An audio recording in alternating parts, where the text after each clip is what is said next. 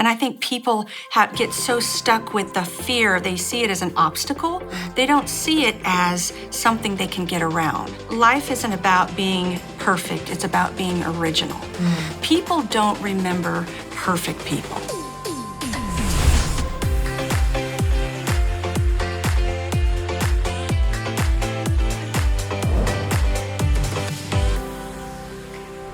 Hey everyone, and welcome to the Christy Wright Show. I'm so excited because today we are talking about how to let go of the pressure to be perfect, which so many of us feel.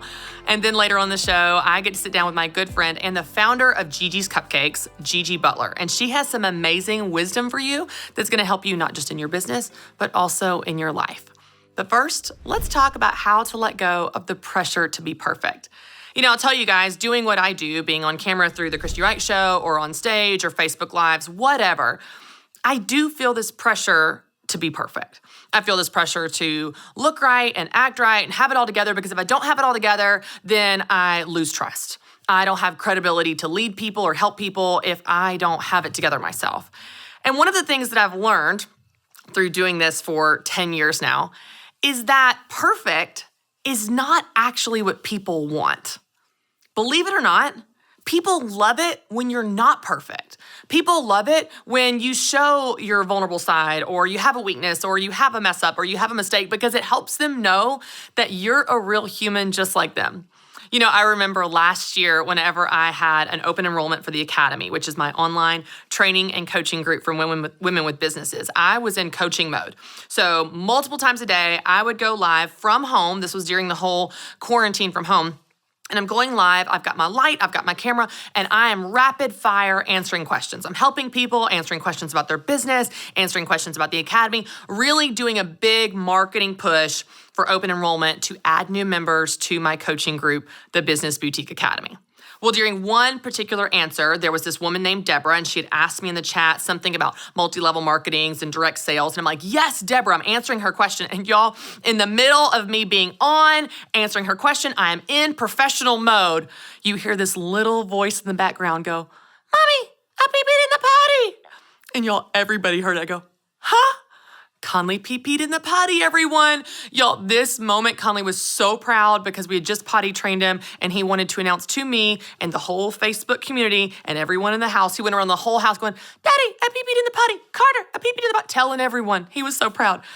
Y'all, it was hilarious. It was one of those moments where in the moment you're going, did that damage my credibility? Did that damage trust? That was so unprofessional. And it was one of the favorite moments of the week, not just for me, but for every single person that was watching.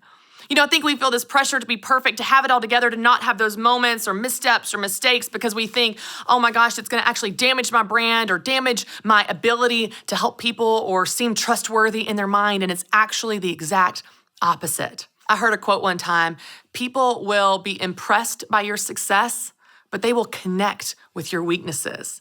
They want to see you be imperfect because they're imperfect. They want to see you be human because they're human. And when they see that side of you, they realize, oh my gosh, she's just like me. He's just like me. There's actually more trust built in the vulnerability, in the real, authentic side of you, than in all of these illusions of trying to be perfect. So I want to help you with this today, whether this is in a side business or small business, your career, or just your life.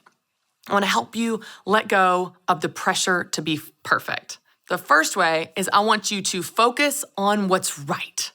In any situation, you can focus on what's wrong and be mad about that, and there are plenty of reasons to be wrong when things go wrong, or you can focus on what's right.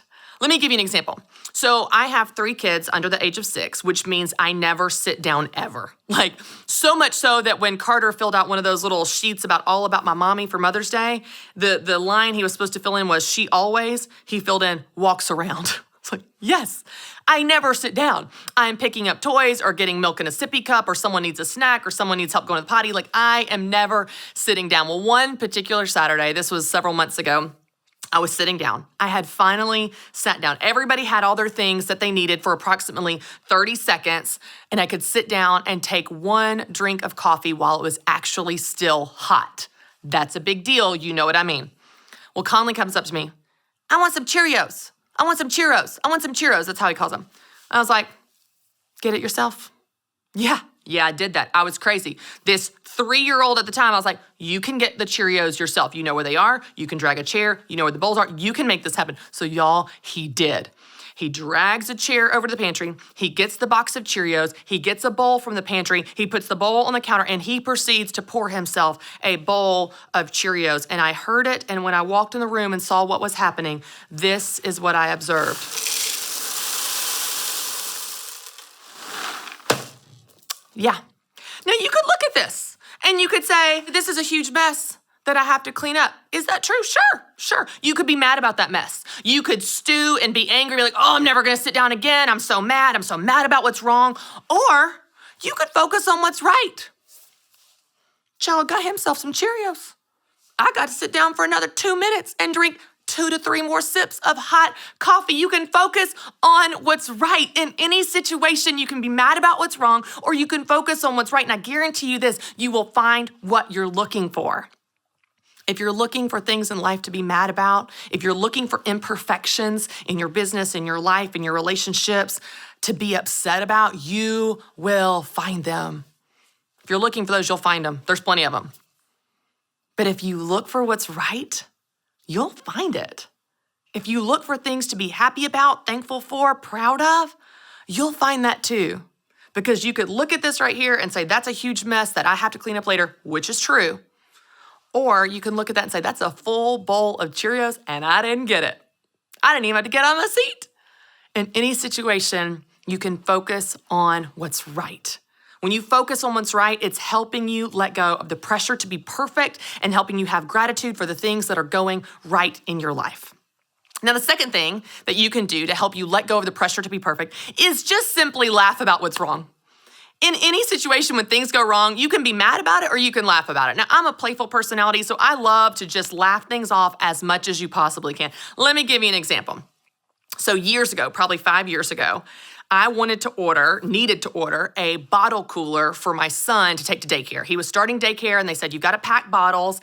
And I thought, okay, well, I need to get one of those small little coolers, you know what I mean? Like with a little handle on it that will hold 2 bottles, because that's how many he needs, or maybe I'll get 2 of them if he needs more than that. But I just wanted one to take in the car, take to daycare. And I was like, well, I gotta get something cute. That's my first child. Everything's gotta be new, monogrammed, and perfect.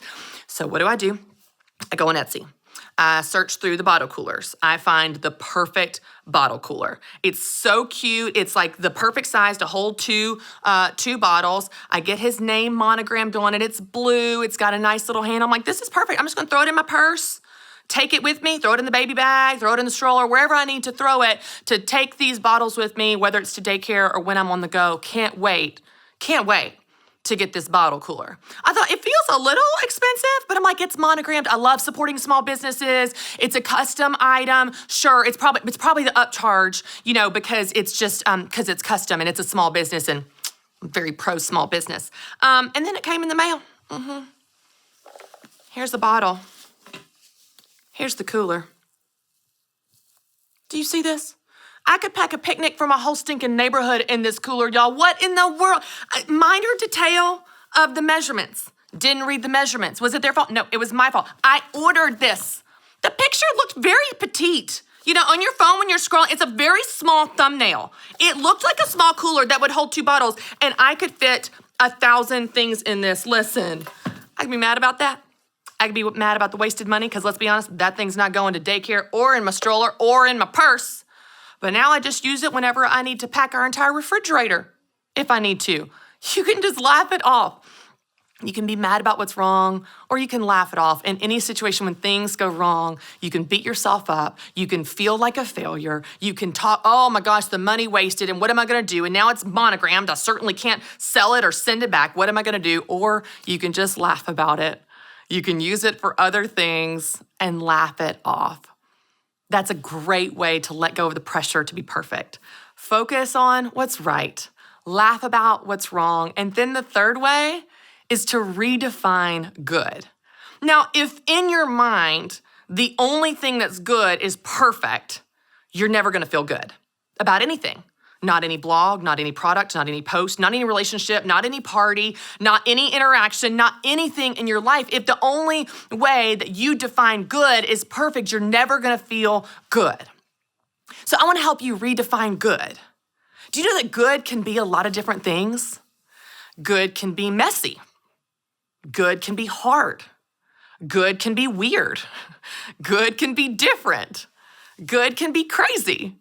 You know, I shared a story, this was several months ago. I went on a walk around the neighborhood with my 3 kids under age 6. And I had Mary Grace strapped to me, and Conley was on in the wagon, and Carter was on his bike. And it was a big production to get everybody's shoes on and get everybody choosing their appropriate riding contraption and get around the neighborhood and not get hit by a car. It was hard. It was exhausting, but it was also good. Hard things can be good. Weird things can be good. Messy things can be good. If good is only perfect, you're never gonna feel good. But good can be a lot of different things. When you redefine good, you realize that you're letting go of the pressure to be perfect and you're appreciating so many more things that were falling short of your standard of perfection before. Let me give you a ridiculous example, okay? So my son Conley decides that he loves the Gingerbread Man. He's been watching the Gingerbread Man on YouTube. He loves the Gingerbread Man video. Well, my mom is so great with my kids. She has a way of like connecting with them and all of her creative craziness in a way that they love. So unbeknownst to me, my mother, who's not the best seamstress, to say the least, decides that she is going to sew my children a gingerbread man. Are you ready for it?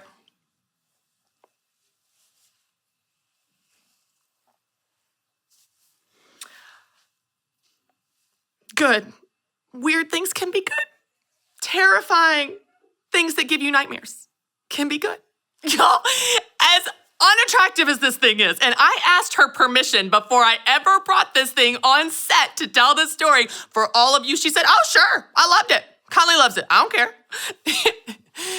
As crazy as it is, y'all, my son adores it. He snuggles with it every night and just cherishes this terrifying, crazy gingerbread man. You know what? Crazy can be good. Ugly, weird, different things that would never normally meet your standard of perfection can be good. So what matters more? That we buy a perfect, awesome, perfectly sewn gingerbread man with a smile from the store? Or that my child's happy? Because I guarantee you, he loves that gingerbread man way more because his Grammy made it for him. It's good.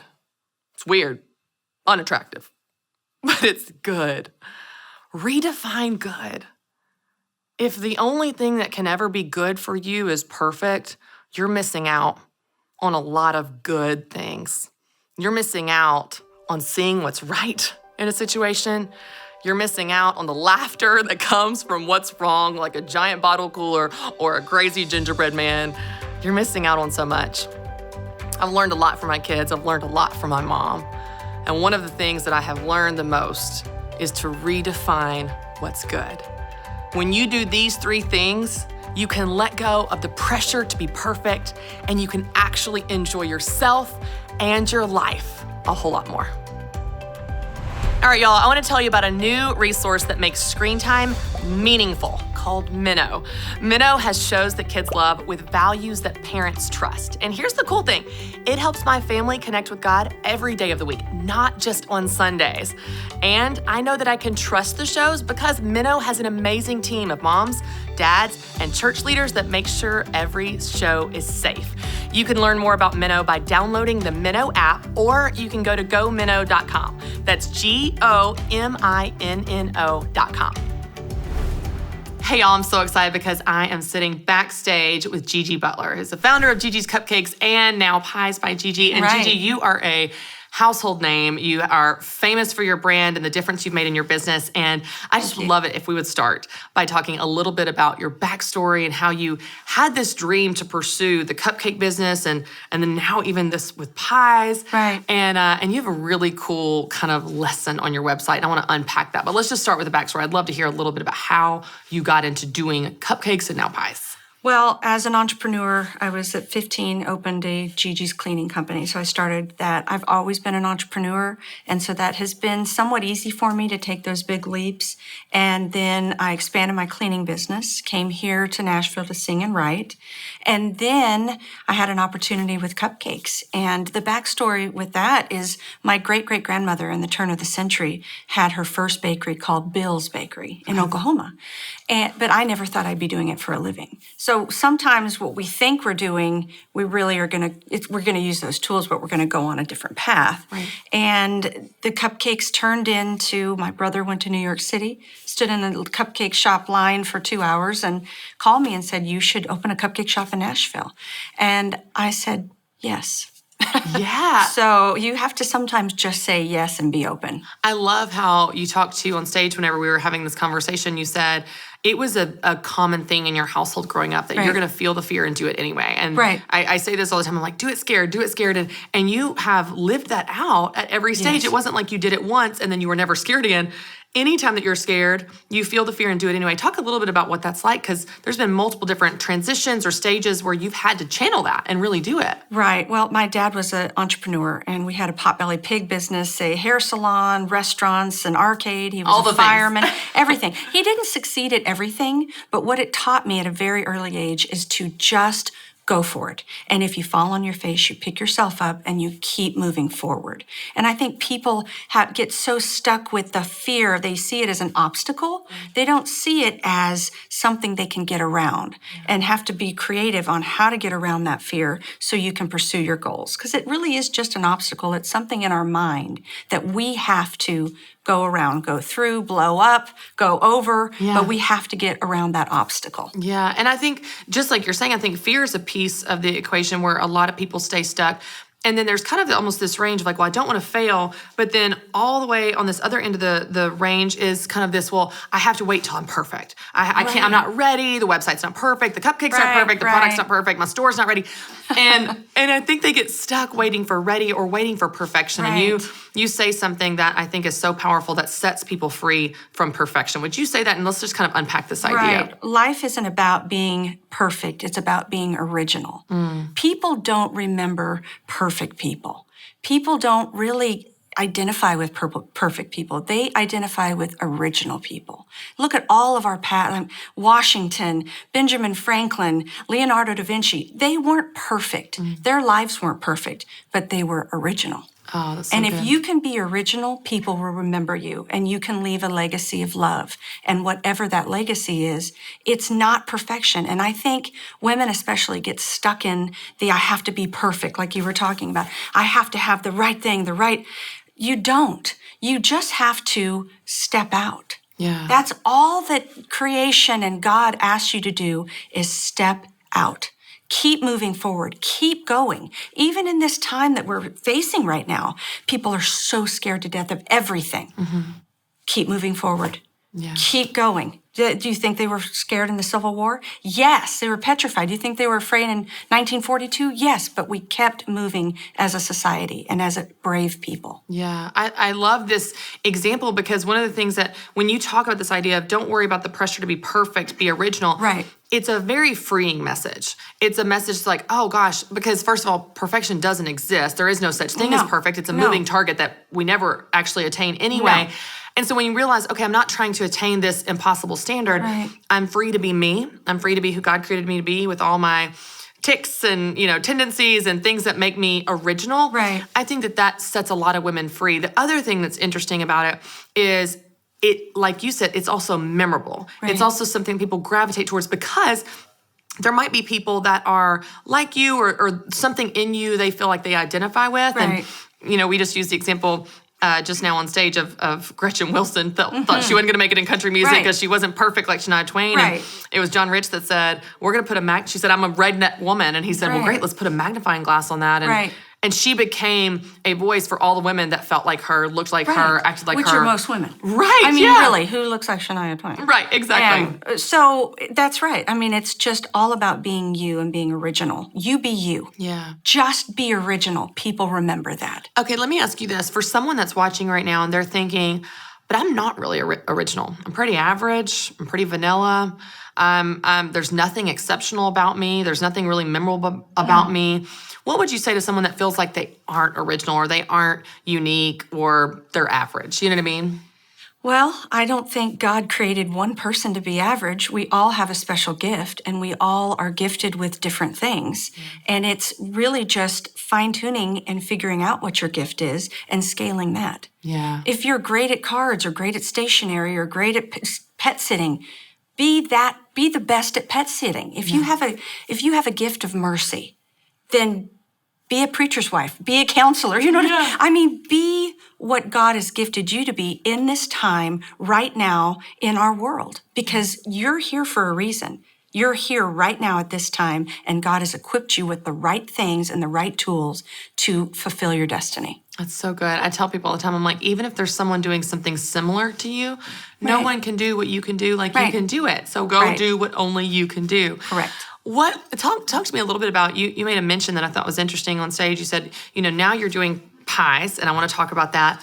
And you said, that's what I originally loved. But you started out doing cupcakes. How did you cultivate the passion, choose the passion for cupcakes when maybe, first of all, you were cleaning toilets when you had this idea, and then now you're doing pies. So you were so successful at something that wasn't your original idea, not even necessarily maybe your first largest passion. How did you choose to pour yourself into that, even if maybe you weren't feeling it? You know what I mean? Well, I loved creating and I loved to bake. And I would always pretend I was on a cooking show, even when I was a kid. Oh, that's fun. And I'm like, why am I doing this? Yeah. But I guess God knew. That's right. He's just preparing you. He was preparing me. And I just decided, I'm going to get on this train and I want to be one of the big dogs on the porch. Yeah. And it was very new. There was only 2 or 3 people doing it. Yeah. And I wanted to be that big dog. And Nashville's so supportive of local people, so supportive of something new. We're a foodie town. Right. I'm like, this is the right time for me. Yeah. This is the right, Nashville's so up and coming. It was 12 years ago. So it was just the right timing. Now, was it the right timing financially? It was the fall crash 2008. No. Right. But it was the right timing for me. Yeah. And I think when it's your time, if you don't step through that right when it's your time and you're not brave enough to take that step, you miss it. It's gone. Yeah. So I was brave enough to take that step at that time when it opened up. Yeah. What does that look like now for you? Because we talk a lot about seasons of everything's not forever, and you're in a new season of reinventing yourself, of pouring your passion into a new passion. You've got Pies by Gigi, which is so cool. And I've followed you on Instagram and I see all the things you're creating, they're beautiful and look amazing. You've got a new store. Talk to us about kind of where you are as an entrepreneur, even in your own development of how you feel about this new venture with all this experience, but what you're doing is new, even to you. Right. I opened up. I didn't know what I was doing. I had never mass-made shepherd's pie before or chicken pot pie or 2,000 pies. I'd made a few pies in my home. So I had to figure out and learn all this business. And we weren't that busy at first, which is great because I got a chance to train everyone because I really didn't know what I was doing again. And I'd wake up scared to death. It's only been 6 weeks. It's not as busy as I want it to be. I'm the only person that's going to pay those bills. How am I going to get that done? And I wake up scared to death again. And I'm like, I'm here again, God? Really? I should not be afraid. But I am. But I'm going to continue to move forward. And I had this vision of a French farmhouse pie shop where people can come in and I can minister to them. We can have Bible studies there. We can have parties there. And I didn't get a chance to really be with my customers when I grew Gigi's Cupcakes because I grew so fast. I didn't have a chance to smell the roses and be present. And I really wanted that chance with one store to be there every day, to be able to show my love through baking with people that it's a crazy world. Come in, feel comfort, feel love and accepted. And that's what I really wanted to build because I didn't get a chance for that in the beginning. I had a child, I was a single mom, building stores. I went from $33 in one store to 120 stores in 5 years and a daughter by myself. That's insane. Insane. I didn't have a chance to just be and enjoy. And right now I don't really either because I'm still figuring it out and I'm scared to death. I mean, I lay in bed going, God, how am I going to pay my bills? How am I going to do this, God? but I've been here before. Yeah. And somehow he provides. Yeah. And I'm on the brink of something amazing with this pie shop because it's very original. Yeah. It's not perfect, but it's me. That's and I've right. poured my love and passion into it.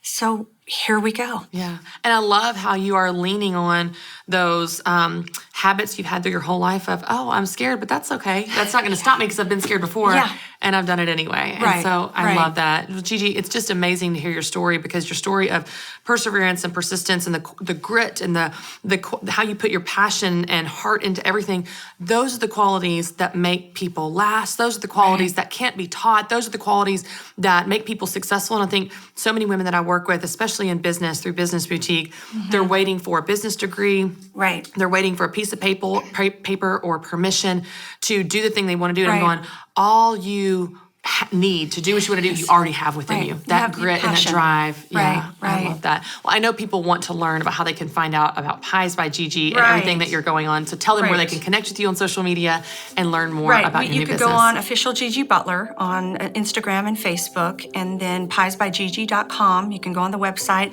We started national shipping a week ago. Oh, amazing. So we're shipping nationally all across the country. So we're excited about that. And then there is Pies by Gigi on Instagram. I love it. Well, that's going to be huge for the holidays, I'm sure, because some people don't want to cook. Gigi, you're amazing. Thank you for being here. Thanks for your time. Thanks. All right, y'all, I want to tell you about my new devotional, Living True 40 Days to Get Back to You. I don't know about you, but I have many times in my life felt like I lost myself. Whether it's in motherhood or the day-to-day grind or my roles and responsibilities, it's really easy to look up one day and you go, where am I? It's so easy to feel like you lose yourself in your own life. But I think God wants to remind us that you are more than that. You are more than your roles and your responsibilities. You are more than your tasks and your to-do list. You are more. And it's that more that I want to invite you to discover on this journey to get back to you. In this 40-day devotional, I want to walk you through 4 sections. I want to help you know who God is, who you are, where you are, and where you're going. And when we reset and refocus on those things, I believe you can get back to you. And more than that, I think you can get back to who He created you to be. You can get your copy of Living True 40 Days to Get Back to You by going to ChristyWright.com.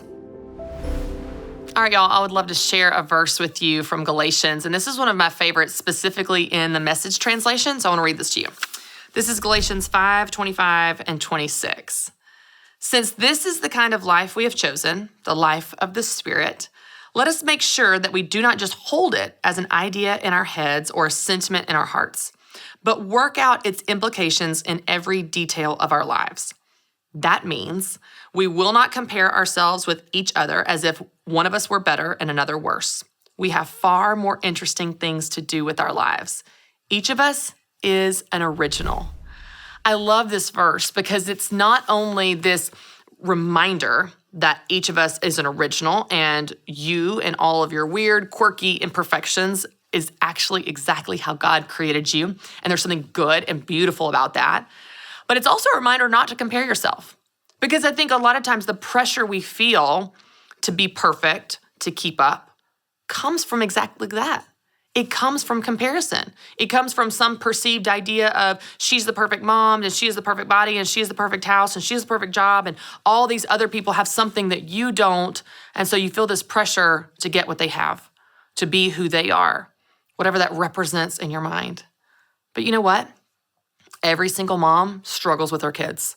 Every single person struggles with body image. Every single person has bad days at work. Every single business leader has self-doubt. Every single human struggles with these things. And so I love this reminder not to compare yourself with someone else, as everyone always says, someone else's highlight reel or someone else's version of success, but to remember that you are an original. I love how it says, let's not compare ourselves with each other as if one were better and another worse. We have far more interesting things to do with our lives. Isn't that the truth? You and I have much better things to do with our lives than compare ourselves to someone else. You are an original. I'm an original. And that may mean that we are imperfect, but it doesn't mean it's not good. And so I want to give you some journal questions to think about as you pray about this and process this and put it into practice in your life. The first question is this: what's going right in your life right now? What's good? We talked about focusing on what's good. In any situation, you'll find what you're looking for. And if you're looking for things to be mad about, you will find them. And if you're looking for things to be happy about, things that are good, things to be grateful for, you will find them too. So what's going right? Take a few minutes to write down what's right now.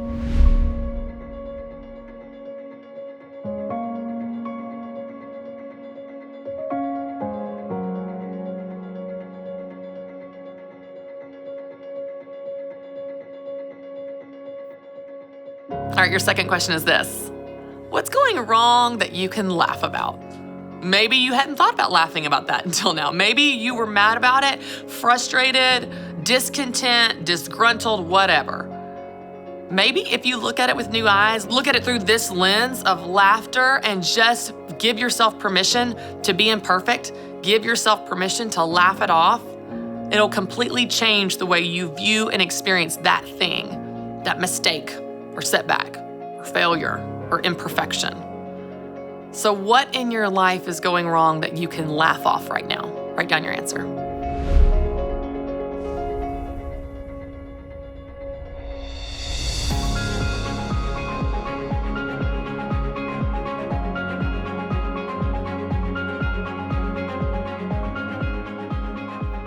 And lastly, how can you redefine good? Maybe you didn't even realize that you felt the pressure to be perfect, and the only way that something was good was for it to be perfect until I talked about it today. But now you realize, wow, I have been missing out on so many things that are right and good and weird and hard and crazy and different and unique and maybe even difficult, but they're also still good. Maybe you had a product in your business that you put out there and it didn't sell well, but you learned what went wrong and you're able to fix it. That's good. That's a good lesson. Maybe you had a conversation that was hard between you and someone. You set a boundary or experienced some conflict, but you got through it. That was uncomfortable, but it was good. It was healthy. It was needed. So how can you redefine good? Maybe make a list of a few things that you've been going through that you saw them as bad, but now you realize they're actually good. As you redefine good, good is not just perfect. It can be good, even if it's not perfect. Write down your answer of how you want to redefine good.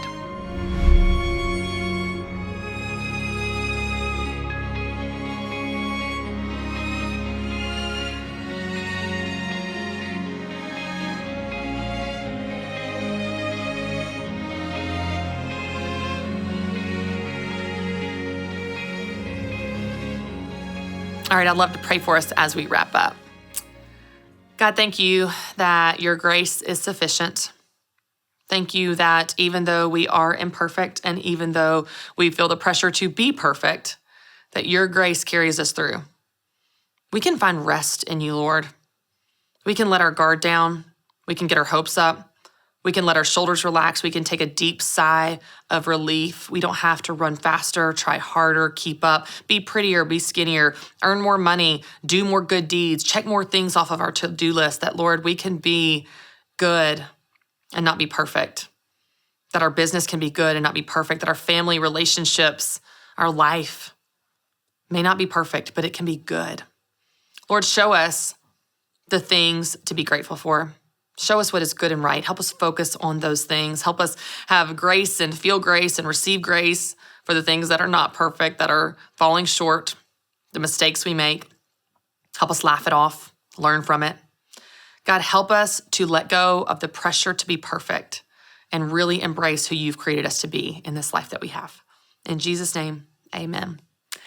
Thank you all so much for joining me. And of course, you can join me next week for another episode of The Christy Wright Show. And as always, for more encouragement on finding confidence in yourself and the God that created you, you can visit ChristyWright.com.